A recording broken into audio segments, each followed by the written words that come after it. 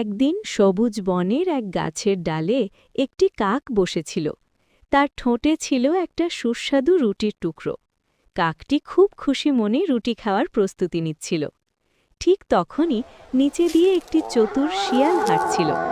শিয়ালের চোখ পড়ল কাকের মুখের রুটির দিকে। তার খুব লোভ হলো, কিন্তু সরাসরি চাইলে তো কাক দেবে না, তাই সে বুদ্ধি খাটালো। শিয়াল মিষ্টি গলায় বলল, ওহে কাকদা, তোমাকে আজ কত সুন্দর লাগছে। তোমার কালো পালক যেন ঝকঝক করছে। শুনেছি তোমার গলা নাকি খুব মধুর, একটু গান শোনাবে? কাক এই প্রশংসা শুনে খুব খুশি হল। সে ভাবল, আহা, আমি তো সত্যিই সুন্দর আর ভালো গাই। গান গাওয়ার জন্যে কাক মুখ খুলতেই রুটির টুকরোটি নিচে পড়ে গেল। শিয়াল তৎক্ষণাৎ রুটিটা কুড়িয়ে নিল। খাওয়ার আগে শিয়াল হেসে বলল, প্রশংসা শুনে যে নিজের বুদ্ধি হারায়, সে এমনই টাকে। কাক তখন বুঝল তার ভুল হয়েছে। সে মনে মনে প্রতিজ্ঞা করল, আর কখনো মিথ্যা প্রশংসায় ভুলবে না।